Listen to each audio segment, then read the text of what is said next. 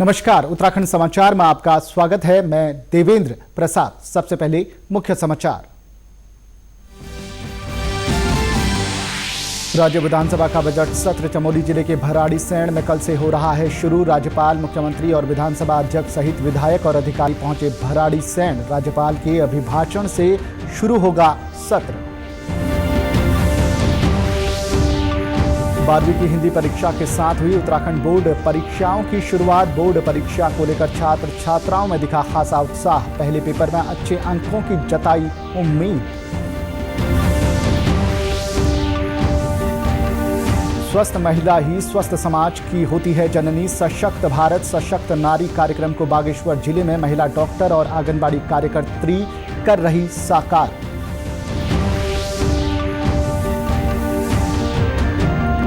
और होली का त्योहार नजदीक आते ही होली मिलन कार्यक्रमों की हो रही है धूम। कई सामाजिक संगठन कर रहे हैं रंगारंग सांस्कृतिक होली कार्यक्रमों का आयोजन। भाईचारे का दे रहे हैं संदेश। अब खबरें विस्तार से।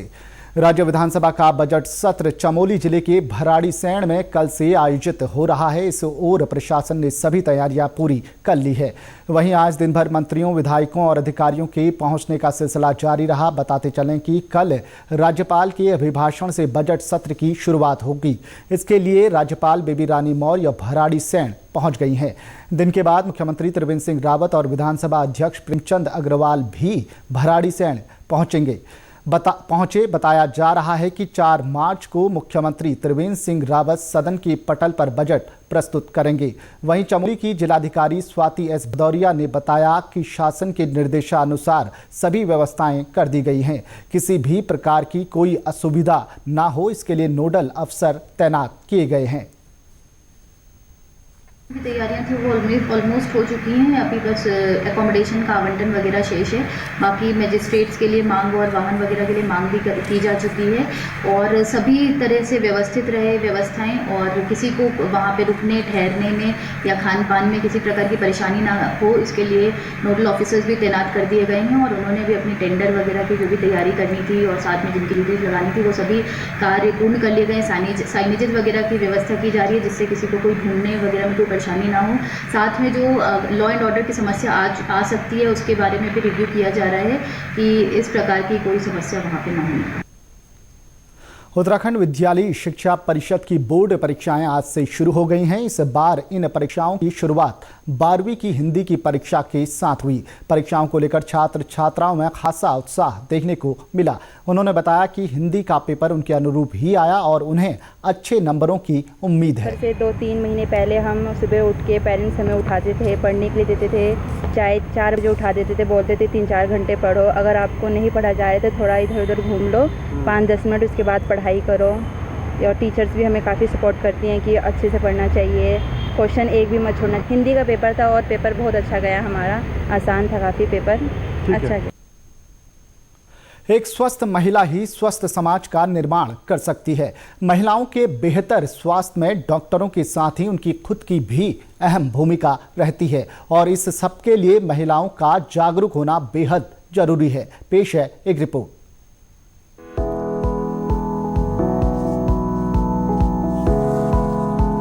केंद्र और राज्य सरकार की महिलाओं के लिए लागू की गई स्वास्थ्य और पोषाहार योजना को बागेश्वर जिले में महिलाओं तक अधिक से अधिक लाभ पहुंचाने में महिला डॉक्टर और आंगनबाड़ी कार्यकर्त्री की बड़ी भूमिका रही है। बागेश्वर जिला अस्पताल में कार्यरत डॉक्टर रीमा उपाध्याय 14 वर्षों से महिलाओं को अपनी सेवा दे रही हैं। महिलाओं की परेशानी के सामने वो अपनी परेशानियों को किनारे कर देती हैं। दिन हो चाहे रात, अस्पताल और आवास में वो मरीजों की सेवा करने में पीछे नहीं हटती हैं। मैंने यहाँ आगरा में गायनी का कोर्स करने के बाद 2 साल दिल्ली में जॉब करी। मेरे हस्बैंड क्योंकि यहाँ पर डॉक्टर थे तो मैंने शादी के बाद यहीं पे ज्वाइन कर लिया डिस्ट्रिक्ट हॉस्पिटल बागेश्वर में। तब से लगभग 14 साल मुझे अब हो जाएंगे मई में। मैं इसी अस्पताल में एज ए गायनिकोलॉजिस्ट यहाँ पे काम कर रही हूँ। तब से हज़ारों महिलाओं का मैंने इलाज कर दिया है और यहाँ के लोग क्योंकि बहुत सीधे होते हैं, आपको बहुत ज़्यादा रिस्पेक्ट देते हैं और सच में दे आर नीडी कि आपको उनको आपकी ज़रूरत है, तो ऐसे लोगों को मदद करने में तो बहुत ज़्यादा अच्छा लगता है क्योंकि वो लोग बहुत ज़्यादा रिस्पेक्ट देते हैं और सच में उनको ज़रूरत है क्योंकि उन लोगों को असेसिबल नहीं हो पाती है सुविधाएं, तो मुझे यहाँ पे अच्छा लग रहा है। और बाकी पहले से यहाँ पे इम्प्रूवमेंट तो आए हैं, सरकार की काफ़ी योजनाएं आई हैं, आशाएं आ गई हैं, जो कि पहले पेशेंट्स अवेयरनेस नहीं थी, वो अवेयरनेस बढ़ गई है। वहीं महिला डॉक्टर की सेवा भावना से उनसे इलाज करा रही महिलाएं भी काफी संतुष्ट हैं। अभी मैं गर्भवती हूँ। वर्तमान में मेरा इलाज रीमा उपाध्याय मैम से चल रहा है और जो है उन्होंने मुझे अभी शुरुआत में मुझे फॉलिक एसिड की दवाई दी थी। अब फिर उसके बाद अब उन्होंने मुझे 3 मंथ कंप्लीट होने के बाद मुझे आयरन और कैल्शियम की गोलियां दी गई हैं खाने के लिए और मुझे बताया गया है कि कितनी बार चेकअप कराना है, हर महीने चेकअप के लिए आना है। स्वास्थ्य केंद्र की सबसे छोटी इकाई आंगनबाड़ी केंद्र है। वहाँ बच्चों से लेकर महिलाओं के लिए पोषाहार, दवा आदि की व्यवस्था होती है। केंद्र सरकार महिलाओं से संबंधित पोषाहार और अन्य योजनाओं का बागेश्वर में 3,500 से ज्यादा गर्भवती और धात्री महिलाओं को लाभ मिल रहा है। हमारे जनपद में लगभग 1715 गर्भवती महिलाएं और 1800 धात्री महिलाएं पंजीकृत हैं। इन महिलाओं को जो है THR का विशेष लाभ दिया जा रहा है और स्वास्थ्य के संबंध में इन महिलाओं को जो विभाग द्वारा जितनी भी योजनाएं चलाई जा रही हैं वो सभी इन महिलाओं तक पहुंचाई जा रही हैं और सिर्फ नगरीय क्षेत्र में या नज़दीकी केंद्रों में इसका लाभ नहीं दिया जा रहा है, बल्कि हर एक क्षेत्र में, जिले के हर एक गाँव तक ये योजना पहुँचाई जा रही है। महिला स्वास्थ्य और पोषाहार योजना का लाभ उठा रही महिलाएं केंद्र सरकार की इन योजनाओं से अब जागरूक हो रही हैं। अब जो है बहुत सरकार ने हमें नॉलेज दी है, सरकार ने हमें जो केंद्र खोले हैं इनसे हमें बहुत जानकारी मिल रही है स्वच्छता को लेकर, बच्चे को कैसे मेंटेन करके रखना है, खुद को कैसे मेंटेन करके रखना है, क्या क्या पोषण आहार हमें लेना है। आपने देखा होगा कि प्रेगनेंसी के बाद औरतों को परहेज करा जाता था कि ये नहीं खाना है, वो नहीं खाना है, लेकिन जब से हमारे आंगनबाड़ी केंद्र खुले हैं वो हमें जानकारी दे रहे हैं कि क्या खाना चाहिए, क्या नहीं खाना चाहिए। एक माँ को खुद स्वस्थ रहना है पहले, तभी वो अपने बच्चे को स्वस्थ रखेगी। घर की देखभाल और बच्चों की परवरिश का जिम्मा महिलाओं पर है। ऐसे में केंद्र सरकार की पोषण और स्वच्छता योजना से महिलाएं भी जागरूक होकर अपने स्वास्थ्य के प्रति सचेत हो रही हैं। ब्यूरो रिपोर्ट, दूरदर्शन समाचार, देहरादून।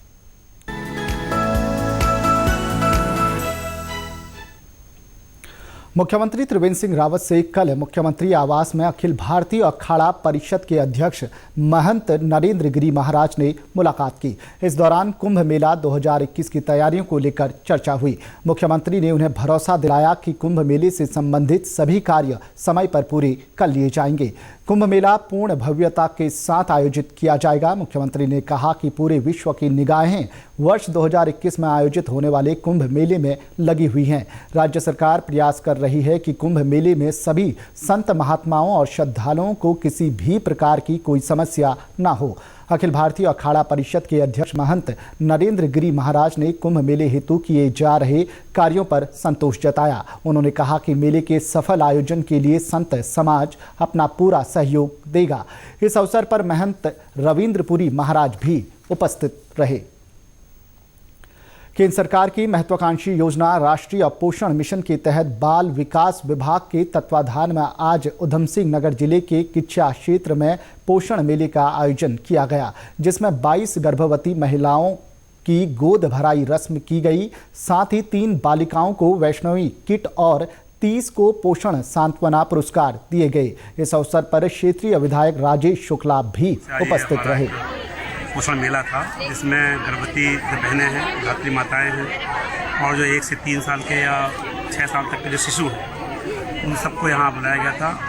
उनके पोषण अभियान से जागरूक करना, सरकार की जो योजनाएं हैं कैसे हम सशक्तिकरण कर सकते हैं, कैसे हम कुपोषण से बचा सकते हैं, इन सबको लेकर यहाँ जानकारी देने का एक बहुत बड़ा कार्यक्रम, जहाँ प्रतियोगिताएँ भी कराई गई हैं। इन प्रतियोगिताओं में बच्चों को पुरस्कृत किया गया है। मुझे लगता है कि ये अभियान अपने आप में पूर्ण रूप से सफल हुआ, क्योंकि इसका मकसद ही यही है कि हम कैसे जागरूकता फैला करके अपनी जो बहनें हैं, जो गर्भवती हैं, उनको हम उनके गर्भ में पल रहे शिशु के कैसे उसको स्वस्थ बनाए रखें। इसमें बताया गया कि गर्भवती महिलाओं को कैसे अपना स्वास्थ्य और अपने बच्चे का स्वास्थ्य का ध्यान रखना है, जिससे हमारे बच्चे को आने वाले समय में कुपोषण ना हो।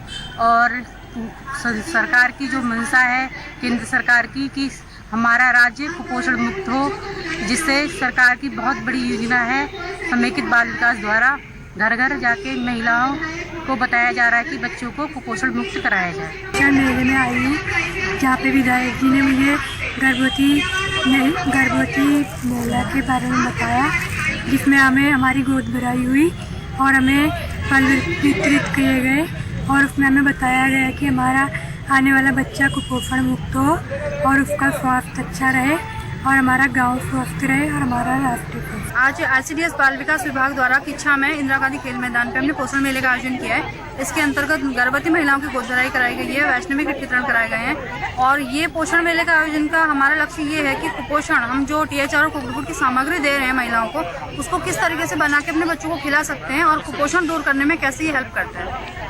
यहाँ पे आज 22 गर्भवतियों की गोद भराई कराई गई है और 3 बालिकाओं को जिनका जन्म सरकारी अस्पताल में हो उनको हमने वैष्णवी की वितरण कराए गए हैं और 6 बच्चों को हमारे बेबी शो के अंतर्गत फर्स्ट सेकंड थर्ड का प्राइज मिला है।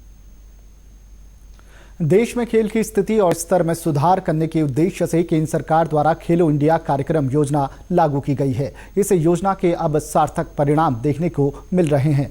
पौड़ी जिले के ग्राम बकरोड़ा में युवाओं ने खेलो इंडिया कार्यक्रम से प्रेरित होकर एक क्रिकेट टूर्नामेंट का आयोजन किया, जिसमें आसपास की ग्राम पंचायतों से कई युवाओं की टीम प्रतिभाग कर रही हैं। एक बड़े खेत को मैदान के रूप में तैयार करने के बाद सीमित संसाधनों में एक बेहतर प्रतियोगिता आयोजित कराई जा रही है। स्थानीय लोग भी क्रिकेट टूर्नामेंट को देखने आ रहे हैं और खिलाड़ियों का उत्साहवर्धन कर रहे हैं। नैनीताल को झीलों के शहर के नाम से जाना जाता है। यहाँ की खूबसूरती देखने के लिए हर वर्ष हजारों पर्यटक नैनीताल आते हैं। इसके अलावा नैनीताल में खुरपा ताल, सड़िया ताल, सूखा ताल, नौकुचिया ताल, 7 ताल भी हैं जो पर्यटकों के लिए आकर्षण का केंद्र है। पेश है एक रिपोर्ट। सन 1839 ईस्वी में एक अंग्रेज व्यापारी पी बैरन, जिन्हें पर्वतीय अंचल में घूमने का शौक था, प्राकृतिक दृश्य देखने की खोज में शेर का डांडा इलाके में पहुंचे। वहां से बैरन को स्थानीय लोगों से पर्वत के पीछे खूबसूरत झील की जानकारी मिली। बैरन जब झील देखने पहुंचे तो वो आश्चर्यचकित हो गए। उनकी जानकारी के बाद अंग्रेज हुकूमत के शीर्ष अधिकारी गर्मियों की छुट्टी नैनीताल में बिताने लगे, जिससे यहाँ पर्यटन को बढ़ावा मिला। नैनीताल जनपद के जो सबसे प्रमुख टूरिस्ट डेस्टिनेशन है वो है आपका कॉर्बेट नेशनल पार्क रामनगर और दूसरा है आपका नैनीताल शहर। नैनीताल लेक और नैनीताल के आसपास का जो पूरा आउटस्कर्ट है, पूरा लेक डिस्ट्रिक्ट्स को बोला जाता है। तो यहाँ पर साल भर में लगभग 10 लाख टूरिस्ट का यहाँ पर आवागमन रहता है नैनीताल। बाहर से आने वाले पर्यटकों की पहली पसंद नैनीताल है और यहाँ के चाय बागान और कॉर्बेट पार्क की सौंदर्यता हर किसी को अपनी ओर आकर्षित करती है। बहुत अच्छा लगा, यहाँ तो पूरा नेचुरल है और बच्चों के साथ बहुत मन लगा, बच्चे भी बहुत एंजॉय कर रहे हैं। बहुत मजा आ रहा है, it's a first time experience और हम तो स्नो देख के एकदम पागल से हो रहे हैं। सुपर। नैनीताल आने वाले पर्यटकों की संख्या में हर वर्ष इजाफा हो रहा है, जिसका लाभ स्थानीय व्यापारियों और सरकार को आर्थिक रूप से मिल रहा है। ब्यूरो रिपोर्ट, दूरदर्शन समाचार, देहरादून। होली का त्योहार जैसे जैसे नजदीक आने लगा है, बाजारों में रौनक बढ़ गई है। प्रदेश में होली का विशेष महत्व है। यहाँ परंपरागत तौर तरीकों से होली मनाई जाती है। होली से पूर्व कई भी होली के रंगारंग सांस्कृतिक कार्यक्रम आयोजित करते हैं, जिसमें ये संदेश देने का प्रयास किया जाता है कि आपसी कटुता को भुलाकर होली के रंगों की तरह हम सबको मिलजुल कर रहना चाहिए। देहरादून में एक सामाजिक संस्था ने होली मिलन कार्यक्रम आयोजित किया, जिसमें रंगारंग सांस्कृतिक कार्यक्रमों की धूम रही।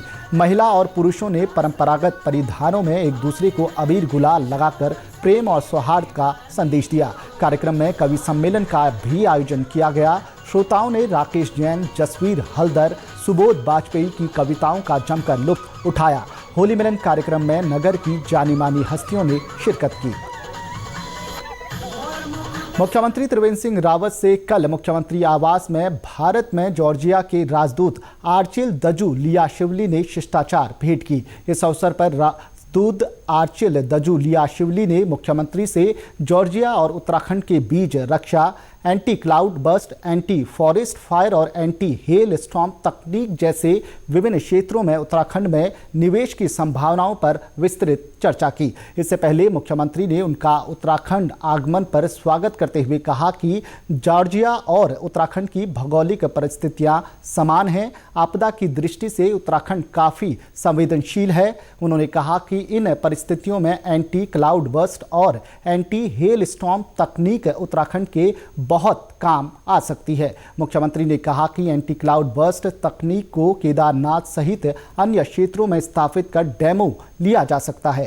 चर्चा के दौरान मुख्यमंत्री के औद्योगिक सलाहकार KS पवार और सचिव अमित नेगी सहित कई वरिष्ठ अधिकारी मौजूद रहे। उत्तराखंड के समाचारों में बस इतना ही। चलते चलते मुख्य समाचार एक बार फिर। राज्य विधानसभा का बजट सत्र चमोली जिले के भराड़ीसैंण में कल से हो रहा है शुरू। राज्यपाल, मुख्यमंत्री और विधानसभा अध्यक्ष सहित विधायक और अधिकारी पहुंचे भराड़ीसैंण। राज्यपाल के अभिभाषण से शुरू होगा सत्र। 12वीं की हिंदी परीक्षा के साथ हुई उत्तराखंड बोर्ड परीक्षाओं की शुरुआत। बोर्ड परीक्षा को लेकर छात्र छात्राओं में दिखा खासा उत्साह। पहले पेपर में अच्छे अंकों की जताई उम्मीद। स्वस्थ महिला ही स्वस्थ समाज की होती है जननी। सशक्त भारत सशक्त नारी कार्यक्रम को बागेश्वर जिले में महिला डॉक्टर और आंगनबाड़ी कार्यकर्त्री कर रही साकार।